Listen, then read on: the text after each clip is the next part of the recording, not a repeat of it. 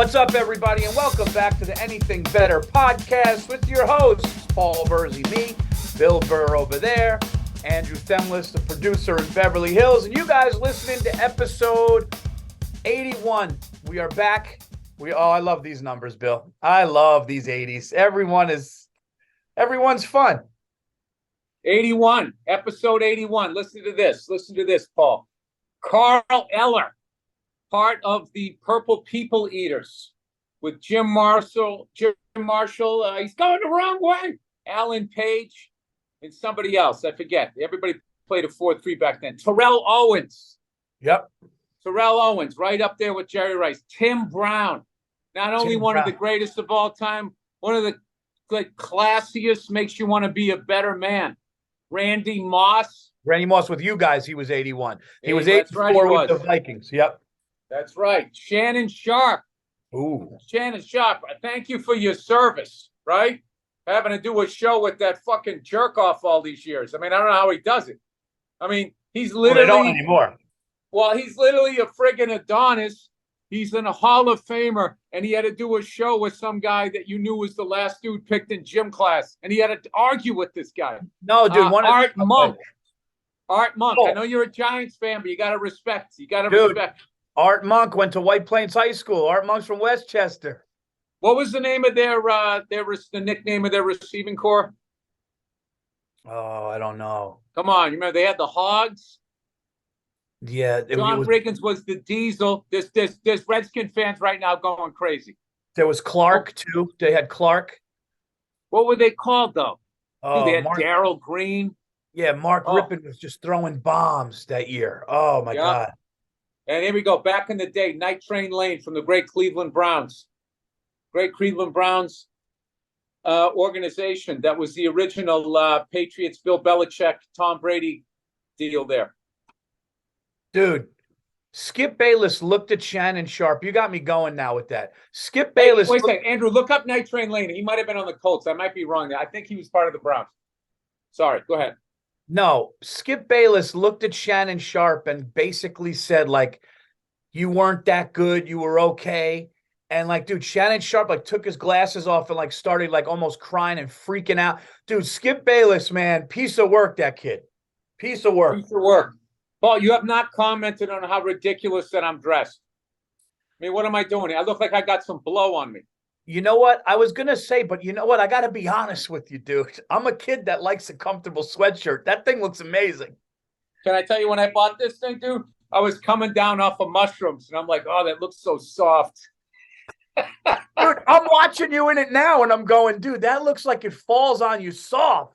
Dude, I'm telling you right now, if I was a younger single man, you walk around something like this, they want to snuggle with you. But that's one for the younger fellas out there. If you got no game, put on some soft clothes. Dude, if I was your girlfriend, I'd sleep in that. There you go. 100%. 100%. This is the thing. I'm telling you. This, you know what it is, Paul? To be a douche, you got to dress slightly effeminate. I'm kind of crossing the line with this thing. It's something I don't do often. No, but you know what? You look like you're at the beach house. Like, I dress like that when I'm at the beach house at night. It gets a little cool. I like that.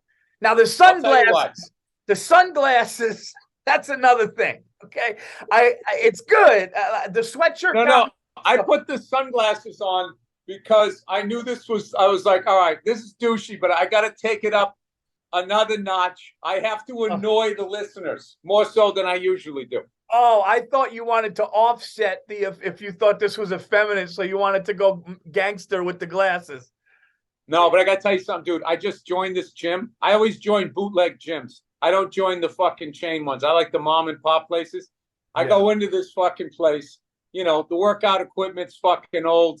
A lot of Nautilus looking shit. Bunch of older guys looking like Chuck Norris, you know what I mean, on that fucking thing doing this, right?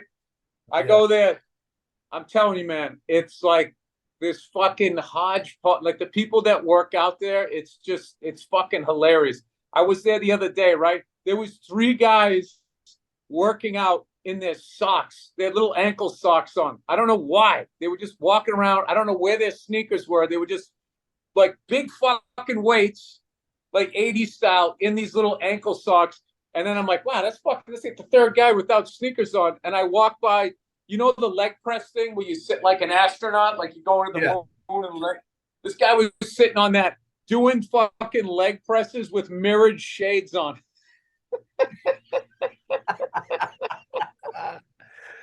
I felt like, I was like, dude, are you going to cut a wrestling promo? You know, like he'd go, 9, 10. Let me tell you something, Hulksters. Like, I thought he was just going to jump into some this Saturday night. Dude, Mira sunglasses is a statement. If you like, you could go aviators black. You got aviators on; they look great. If you go Mira, it's you're trying to say something, dude. It's I just like the way you say mirror. You say mirror. Mirror. Mirror. Mirror. There you go. Yeah, you're like mirror. Mirror. Hey, on Stace, I got to look at myself in the mirror. Like this. My kids make fun of me. No, like, this is you. This is how Virzi gets ready. Virzi goes like, he's like, all right, man, I'll be there in a second. Then he goes, you do this fucking, you're checking out your stubble, making sure it looks good, and then you're doing this. My daughter and son make fun of me. They go in the mirror, they go, guys, this is dad, and they go, this is dad. Here's one for you. My daughter told me I was crazy. You think I'm crazy? She goes, yeah. She goes, you're cray-cray. She learned that at school. So she goes, you're cray-cray. I go, all right. I go, on a scale of 1 to 10, how nuts do you think I am? She goes, 11. But then she laughed at me. So at least I'm not scary crazy. Dude, this fucking air conditioning stinks. I'm really I'm kind of not liking the fact that I'm wearing this comfortable sweater. Oh yeah, you're on the East Coast, yeah, or no? I'm in Atlantic City, Paul. Oh, let me tell you something. Let me tell you something about Atlantic City, Paul. As much as you try to look the other way and act like you're above it, these are your people. This is like this. Did you get a slice of pizza on the boardwalk? This is the magnet, Paul, that pulls all you guys by your fucking chains down here. All you fucking animals. I love how shady, how white trash. I hate the neighborhood. How they don't include people. They don't like they built it all up and then they don't give the people the fucking job. It's so fucking awful, right? But it is funny. Some of these places, well, you'll see there's a giant casino next to some fucking mid-century house, you know, triple decker where the guy just refused or the woman refused eminent domain or whatever. I guess you can't refuse eminent domain, but they refused. They wouldn't let him buy him out. So there's like literally this just one lone house next to a fucking like that sits in a parking lot that they built around it. Looks like it's gonna tip over, but I got 2 shows. I got one tonight, one tomorrow, and I'm not gonna lie to you, Paul. The act is humming along. Nice, good. Sunglasses, dude. Isn't it possible to not like make them crooked? They're always crooked. We were in Atlantic. I was in Atlantic City before pandemic, and I said, me and another comic were like, let's go for a walk to the outlets. So they have some sneaker stores. So we walked over to the Puma outlet, and it was cool to be off the path. But dude, the amount of garbage and glass that was on the sidewalks in front of these people's homes, it was just fucking like the clean up, dude. Like it could be so much nicer. Atlantic City used to be nice, I think, in like the fucking 60s. I don't think it was ever nice. So, Paul, what you're looking at is you're looking at people left behind, not given a fucking shot, and then you get blamed for your situation. That's the number one thing that rich people do. Like all this fucking global warming shit, dude. They're gonna fucking blame us. They're gonna start taxing us for our carbon footprint. After they created this fucking game where I was fine with phones when it was just a flip phone, and they keep making it go faster and faster, so I have to keep getting the next shit. They're doing it, not us. And then they're going to come back. They're going to charge us because these fucking politicians, Paul, they got no fucking balls. All they're about is trying to stay in their fucking office, and they're grossly underpaid. So these fucking rich fucks can bribe them. They're going to blame us for all of this shit. But whatever. Dude, that's too heavy for this podcast. No, but you know what? I was watching something last night. It was actually cool to watch it with my son and daughter. I was watching this incredible documentary called Our Planet. And dude, it's like it was shot in 4K, and you honestly can't believe the fucking you can't believe how the camera got next to the whales and the whales fucking babies. And like when these what are those big birds that go out in the middle of the sea and fly? Not the not Seagulls. No, not seagulls, the other one. Pigeons. No, Cockatoos. no, Parakeet. Sparrow. It begins with a B. It's a Blue big jay. fucking it's a Blue big jay. thing. No, not a blue jay. Anyway, they were feeding off this dead Albatross. Yes, albatross. I'm sorry, albatross. A, not B. Albatross, dude. And There's a B in there though. dude, they showed this bit like they're big and they can go for weeks at a time, like at high sea, like just looking around. And dude, the graphics of this thing. But anyway, the point of this thing is we're extincting. Humans are making some of the most incredible animals in the sea, mammals in the sea, whales, dude. They're killing also sharks. They're killing 100 million sharks, dude, a year. Like some of these amazing species are going extinct. And then finally, the humpback whale was about to get extinct. And then in 1987, finally people said, you just can't fucking go whaling. You can't fucking do it anymore. And now each year they're slowly... No, they're not. They're fucking destroying the rainforest, Paul. And what are they doing, Paul? What are they doing? They're just sitting there going, can you believe what this sportscaster said? You hear what that comedian said? Can you believe what this mayor said? It's just like they're just focusing on stupid shit, Paul. Yeah. You know what it is, Paul? Everybody needs to get a nice soft Malibu fucking sweatshirt. We all need to give each other a fucking hug. Do mushrooms. Do mushrooms. Stop blaming poor people for their position. Stop listening to world leaders. Dude, there's something else. You know what? You go to war. They have fucking manicured nails. You fucking do it. Yeah. See, I'll tell you who would do it, though. Who would go to the fucking war? Vladimir Putin. That guy's a fucking lunatic. Saddam Hussein's another guy. That guy was a gamer. That was a gamer. I'm trying to think. Let's pick an American president that would. Who's the last? Eisenhower. I think RFK Jr., the one that's running now. Obviously, I think that dude is jacked. I think that dude is all real, dude. I think that dude would go. Yeah, and you watch the left. The left is already trashing him, painting him as a conspiracy theorist. Oh, he's already the enemy. He's already the enemy. Yeah, because he's going to do something for regular people, Paul. Regular guys like me with the Malibu sweatshirt and sunglasses. Here's the deal, though. I don't want to see any world leader with no shirt. You just can't go shirtless as the leader, dude. You just can't. Well, what about if he had her on HGH? Yeah, but even that's weird, dude. Like Putin's sitting on horses with no shirt. I don't want to see my leader with no shirt, dude. You could get... Dude, Putin has such an issue with his age. That fucking guy, dude. There's nothing funnier than watching that guy scoring goals playing hockey, dude. He's the only guy I've ever seen scores. Like, I could cover that guy. And I can barely skate backwards. I could handle that guy. But you know what? He's got that heart attack mist in his jersey. He dropped the gloves and he'd spray it on you. And then you die of a heart attack. You die of a heart attack, and then all of Russia would go along with the lie beam. Yeah, he was so afraid of him. Once he got his Russian bear mitts on him, the American Yank had a fucking heart attack. Dude, imagine if somebody threw him in the boards and just checked him in the boards in his face, when that guy's family would be dead the next day. Oh, dude, you would be in fucking... Dude, I will tell you this, dude. I will tip my furry hat to the Russians here. When you go to jail, they fucking punish you over there, man. I'm not saying we don't do it here, but like I watch these guys, dude. Like they have the lights on all day, and you're not allowed to lay down in your bunk. They just have to fucking stand up the whole goddamn day. And then anywhere you go, these like the worst. They would like tie your arms behind your back onto this fucking piece of wood, and you had to walk around bent over at the waist. I don't know how they think. I would just be like, can you fucking assholes just kill me already? All right. I got one for you. All right. This will be a good anything better. I can see the fans already talking about this one. This will be a good one. Ready? Yep. Your first day in a maximum. Let's do this. Let's do what you do your first day and what I do. Your first day, you get maximum security, regardless of if you did it. You're a good guy, so let's say you didn't do it, but you're in there. You got sentenced to 14 years. They said you manslaughter, you did, but they're sending you to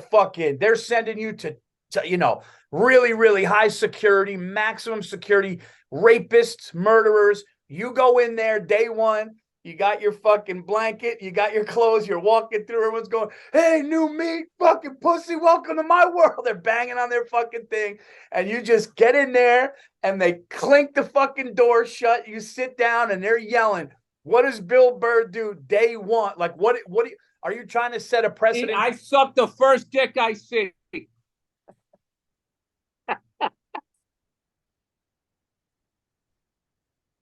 Sorry, I just knew because everybody knew you were going to try to say something badass. I had to go the other way. No, what I would do, this is the safest move. You attack a guard. You attack a guard because all the guard's going to do is beat. Yeah, but here's the funniest thing. Going back to what you said, it would be funny if somebody just went the other way, like right as they get in and walk in, they're like, "Oh, no, I'm gonna suck your dick later." Like they're just, hey, you want it? You want it? Dude, I'll suck everybody's dick. Yo, the whore is here. The whore is here. You told it. It's like turning a crowd around. They're like, ah!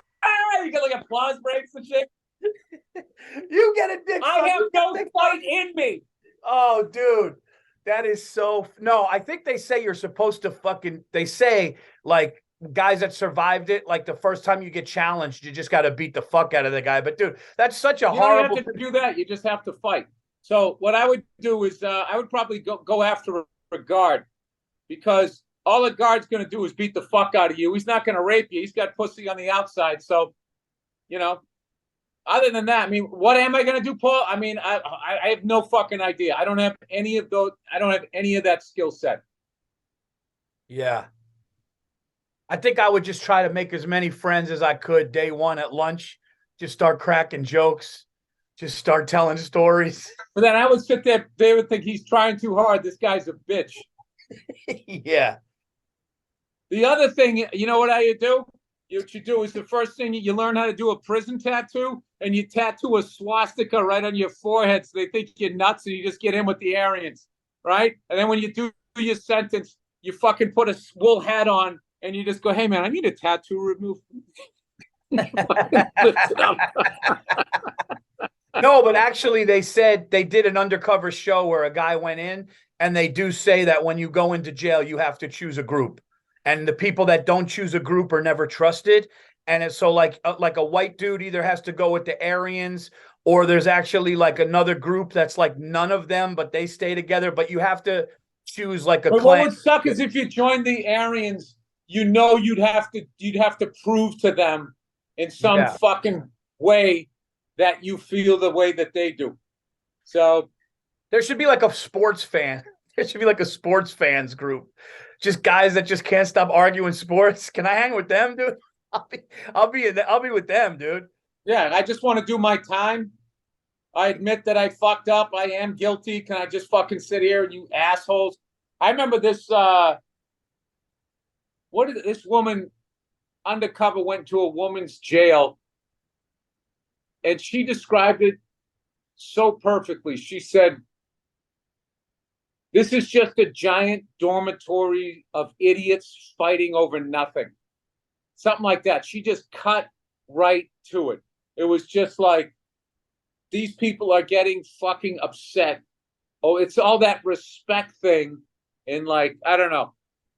It's the mindset. But then there's also, there are some people that just like to fight. Like really, like fucking enjoy it. You know what I mean? Like, sometimes you talk to, they'll talk to boxers and stuff, and they talk about the fear they have when they're sitting there waiting to fight, and then they turn it into like, I remember Mike Tyson going, "I'm scared of the thing. By the time I get to the ring, I'm a god and I can't be beat." And that fucking look on his face, Jesus Christ, right? And he would kill people. But then there's other guys. I think like there was this one guy that I recently saw that all the boxers were afraid of because he was actually legit crazy. He was a fucking crazy person in there. Ended up killing his wife, and then he killed himself. South American dude was a fucking unbelievable fighter. There was another guy I saw Rogan talking about. This guy was a fucking lunatic. He would get in there, right? And he would get you into like one of those submission holds, like an arm bar, and you would tap and he wouldn't stop. Oh, and he'd Jesus. fucking blow out your elbow or rip up your knee. And he did it like 3-4 times, I think, or 3 times before Dana kicked him out. Like, you can't be fucking like, what are you doing here? Like, that's like a I remember seeing that guy, and the guy's going, get off, and he just wouldn't. Yeah. yeah, that's like those guys not only I feel would survive, but they would actually be the problem. You know, I used to do a bit about, like, do you think serial killers, when they walk through Central Park at 3 a.m, get scared? And they sit there like for half a second going, what if there's a psycho in here? Oh, wait a minute, it's me. And then they can like relax and they can walk through the park like it's fucking. They're like, oh, no, yeah, that's. Like it's 2 p.m. Dude, I saw this guy one time. He went to jail, right? This white dude. And dude, he was like so detached, where he was just like, he goes, I came in here and, you know, I didn't want to be here, but then I realized that I was here. And I just realized that I had to become basically the best I could be at this, being a fucking lunatic. And he talked about he killed his cellmate, or he fucked his cellmate up to the point the guy's eye popped out of his head. And afterwards, he said the guards came in. He goes, yeah. He goes, we were looking for it. They go, well, what happened to it? And he goes, we don't know. Like he then psychologically wasn't the person that did it. He was then with the guards, like looking for it. It was fucking, and he was just doing it with like this smile and like this relaxed. I mean, one of the scariest dudes. Yeah. You know, if somebody's evil and they're acting evil, it's like, all right. But when they're sitting there like looking like, you know, they're over their in-laws trying to be like act on their best behavior, and this is delicious, you know, even if they don't like it. Yeah. Yeah, I stopped watching those things, by the way, those behind the scene prison things. Dude, sociopaths, I did some, actually, you always goof on me about not reading. I got to tell you something, dude. I read like characteristics of sociopaths and where they come from and what they do. And now it's easy to spot.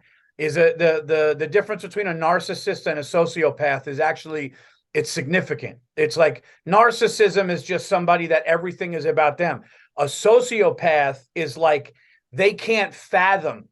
A sociopath cannot fathom other people's feelings if that person hurt it. So like if you went to a sociopath and you were like, you hurt my feelings, to them, they would go like, what, are you crazy? No, I didn't. Like, they don't even see it, dude. It's a real fucking sickness, dude.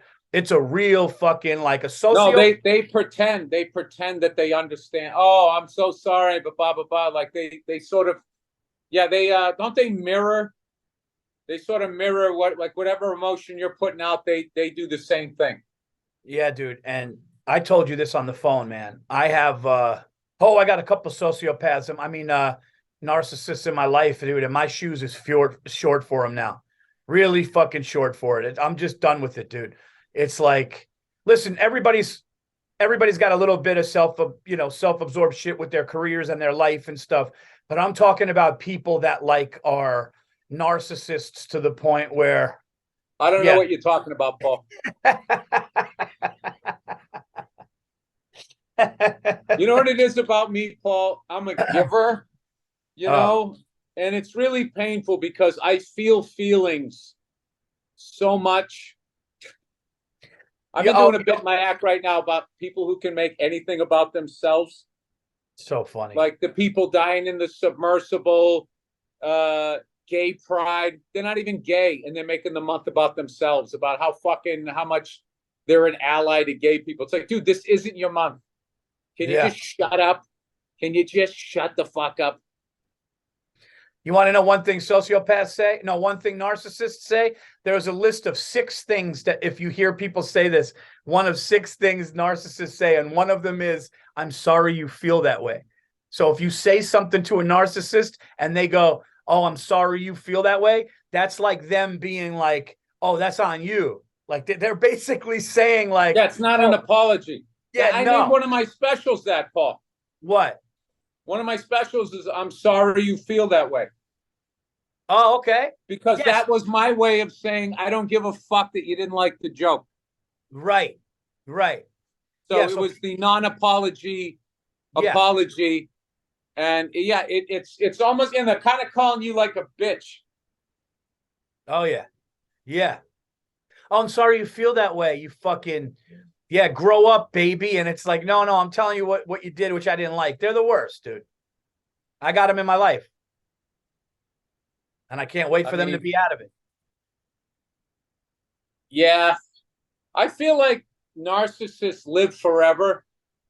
Like God's got this funny thing where he doesn't want to meet his mistakes. You know? I feel like he's a little braggadocious because he's always taking good people early. And then I feel like, hey, look at this, Dad. Look at this one I made. Hey, fucking this guy. All right, get in here, right?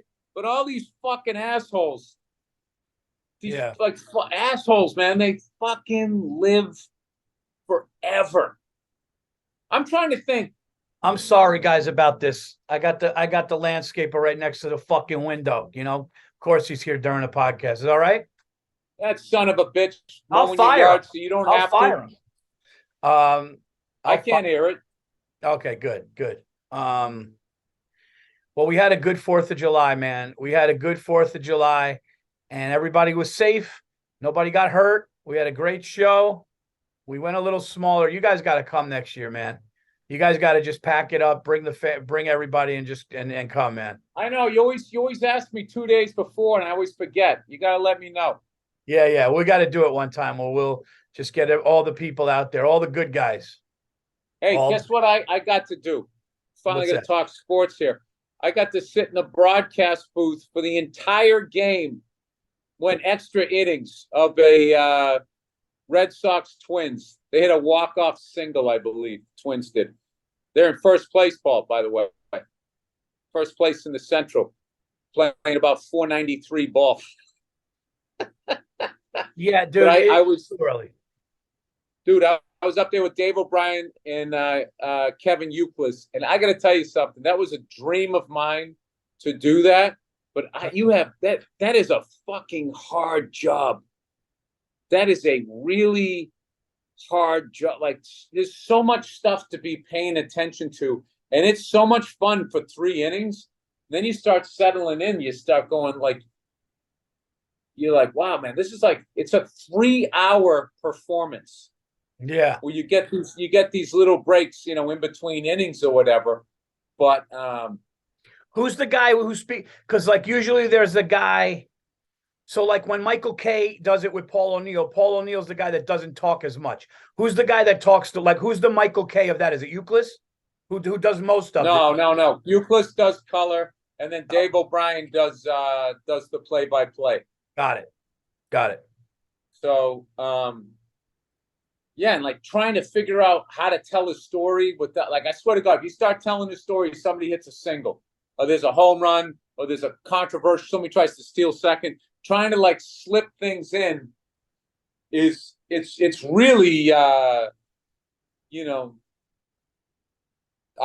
already had like respect for it, but any sports fan, moron like me, can be like, dude, they should put me in the fight. Dude, you and I would fucking. It's like, no, dude, it is a skill. Yes, that is a skill. Learning how to do that. So, I imagine.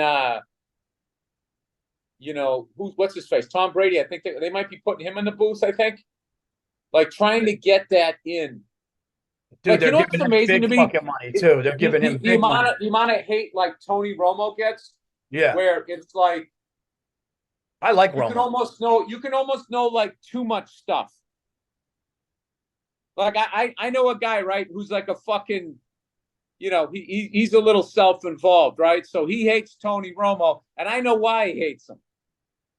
Because he knows more about the game than he does. So he likes to be the guy predicting what's going to happen next to his buddies that are watching the game. But Tony Romo that guy's like Nostradamus with football. Like, he just knows what the fuck's going to happen.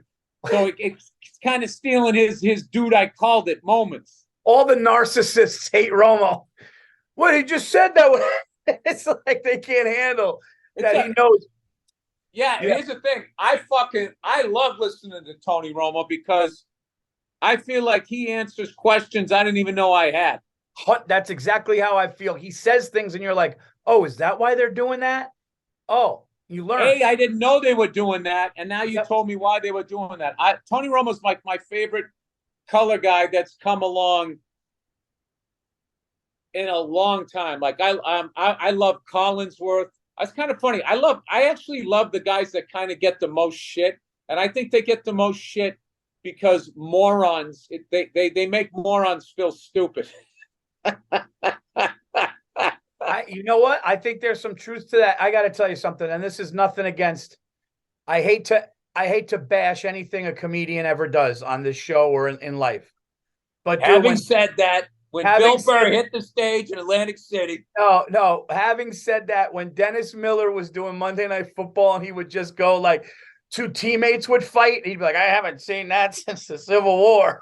It's just like, he would just throw in these fucking things that were just like, what are you like? It was like his act. He would just say something like, I was watching National Geographic, I saw a polar bear did the same thing. You're like, what? I have to be honest with you. I don't think I just don't think it's not the right move. It's like, okay, so if you didn't pick him, who are you gonna pick? Everyone was gonna do their shtick. Like I went in there and I did that. Overall, I got good reviews, but you wouldn't want me in there every single fucking game because they were like baseball purists going, what the fuck am I listening to this jerk off comedian? But I understood what they were saying. I was also like, dude, there's 162 games. Jesus Christ. The other 161, you're going to have two pros in here, man. They're just doing something to fucking switch it up. But, and you probably had Euclid and the other guys so relieved that you were in there giving them a little fucking break for a day. Oh, we had a great time.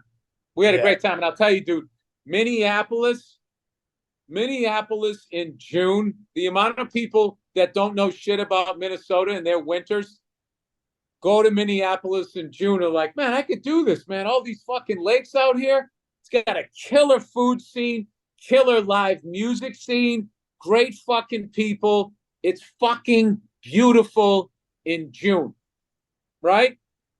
Come like January, you feel like you live on Pluto. Now, I don't know what all this global warming, what it's going to do, but like that fucking place, like I would just say that entire area, North Dakota, South Dakota, fucking Minnesota, up in Duluth, down to Iowa, Nebraska, Kansas, that shit in January and February is not for the weak.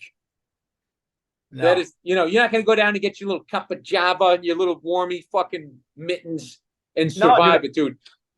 That shit, it looks like the once they cut the crops down and that overcast sky meets the dirt and you can see fucking 100 miles of that shit, dude, go fuck yourself, man. That's a special kind of tough that can live out there. I knew a guy from there and he would say that in January and February he'd have to go out at least an hour early because his car was caked over with ice and a lot of times the engines wouldn't start. And they just had to thaw out the car and they put some special thing to make the thing start because it would get so cold. Oh, yeah. In Winnipeg, they have that. Winnipeg, they all have these fucking things hanging out the front to keep their engine literally from freezing overnight so they could start it up. Yep. Yeah. Dude, Winnipeg's another good one. Like all these fucking people, man, I swear to God, like, They make fun of the middle of nowhere. That there's a beauty to it of being able to just drive down the street with your arm out the window, not have any traffic or anything. But then there's always the balance of life that I just can't be around people that are like fucking super racist and just saying all that dumb shit and like I was saying earlier, like blaming poor people for being poor is one of my favorite fucking things. Like they're choosing it. Like who the fuck would choose that? It's the stupidest thing. And just like looking the other way, it's very parental. Like when you confront your parents, you kind of did this and I never did that. Yeah. Oh, it was just a joke. That Yeah. was a long time ago. It's just like, all right. You know what sucks about getting older? When you get older and you realize what happened and you realize that your parents were just big kids too. Like Yep.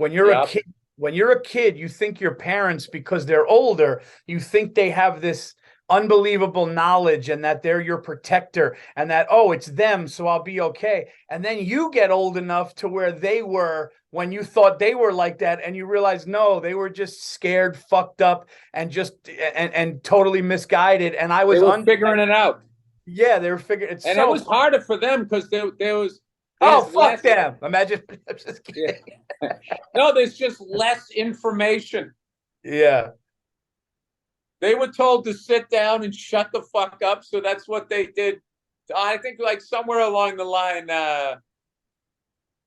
I don't know. They switched it the other way. I don't know. We'll see. We'll see how the job I'm doing with my kids. Sometimes I worry I'm you know too much of a pushover, but I'd rather go that way Oh yeah. I'm than way. than than the other. I just was FaceTiming with my lovely wife, and my son was getting a haircut. He was all excited. Like at first he's like, "No, I don't want him." And then the guy came in. He was like, he called him uncle. He knew it wasn't his uncle, but he just called him uncle. He's going, haircut, haircut. And he got like all excited. He's almost totally potty trained, dude. I'm almost out of diapers. And there's a lot Uh, of things. There's a lot of sadness to them moving along as they grow up. Diapers is not one of them, you know? diapers in the car, not strapping them in the car is also a free game changer when that happens.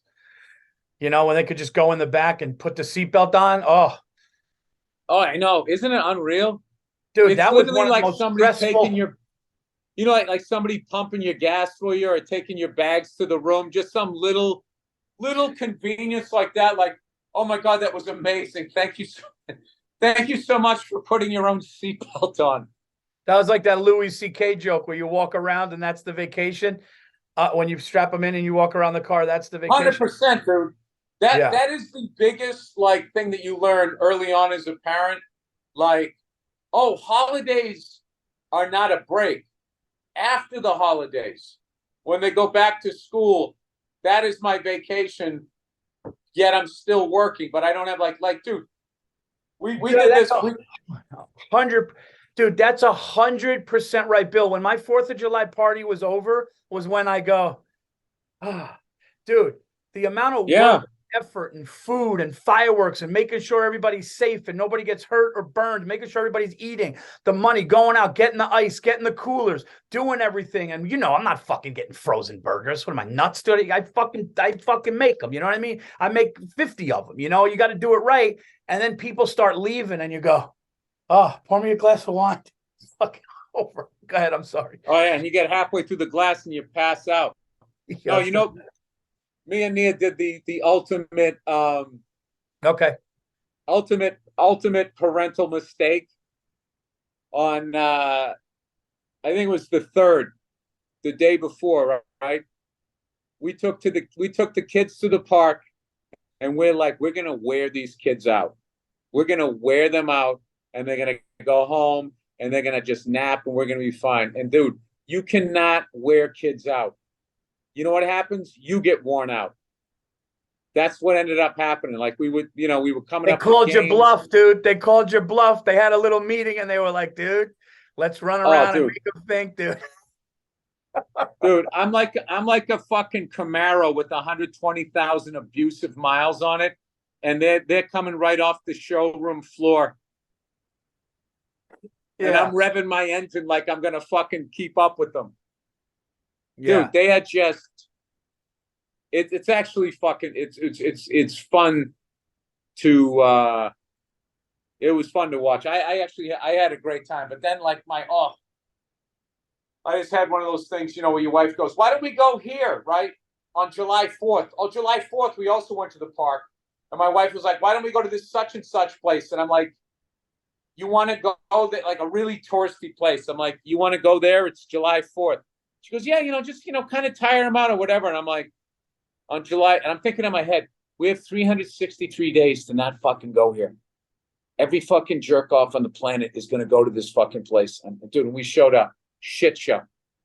And this is what I don't understand. When a bunch of people are going to be there, you know what they do? They start setting up cones and they take away a bunch of parking spots. It's like so 50 fire trucks can pull in just in case. So I had to drop them off, drive all the way down the fucking hill, like a quarter of a mile away, half mile away is the dad. And then you got to park and walk all the way up. It's just like, no. Yeah. You know what's funny? I was kind of losing my shit while I was going like, why are you getting mad at this, Bill? This is part of the gig. Okay, you don't want to be a fucking dad. You know, don't have kids. All right, but this is part of it. Yeah, this is part of the gig. This is part of the gig. So I fucking chilled out, dude. I just saw a helicopter take off from the pier down here, 44. Oh, it's a great thing. We're gonna wrap this puppy up here. I want to thank everybody for listening. Please, guys, I know you guys are asking about the show.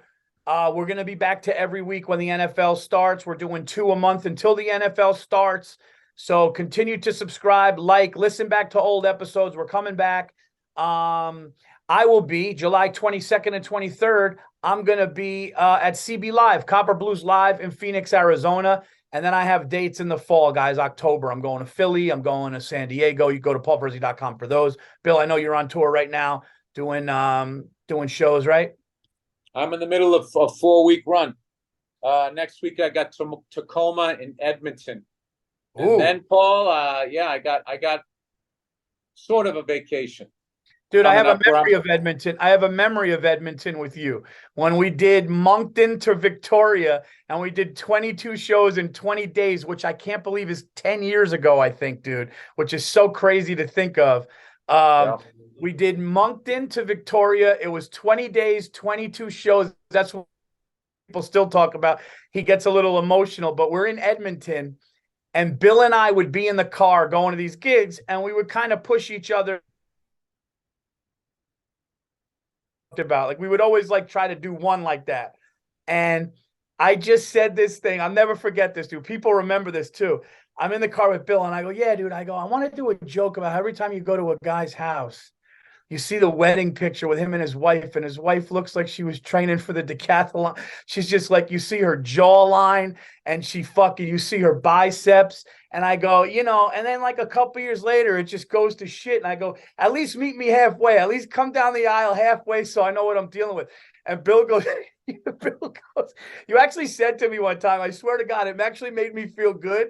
Because you said in the car, rest his soul, you go, Patrice would have loved that. That's what you said. But anyway, I'm on stage and I'm having a good because you're not even considering that they probably got that way because they gave you a couple of kids. And you're like, gee, what happened to the fucking broad?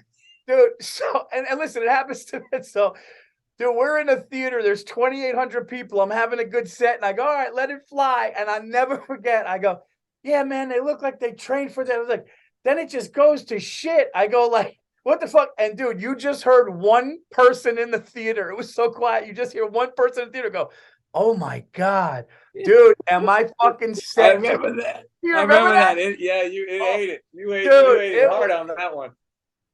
You see someone go, oh my God. And then in the car, I was like, oh, at least I tried it. Go ahead, man. Plug your shit. I'm sorry. No, there's a way to do it. I think that was did we play hockey up there too? I remember I bought all of my equipment. We played hockey all the way across there. I think we played hockey. You played hockey in Ottawa, Montreal, I believe. In Moncton. I first fucking one. We played in a rink and I fucking because I wasn't doing anything. I wanted to contribute. And guy took a wrist shot and I blocked it with my skate. It hit my big toe. My big toe turned the color of fucking Barney the dinosaur, and each one was a little lighter purple all the way down to the pinky. Like the first three, it was like somebody took a purple spray can and went like that and kind of lifted up as they went past. I remember thinking, like, why the fuck did I do that? We're not playing for money. We're not in the league. It was just because I knew I wasn't doing anything, and I was playing with Canadian guys. I remember. I already think that they think Americans suck. I'm like, well, I got to do something. At least block a shot. Those passive aggressive assholes. All right, guys, listen.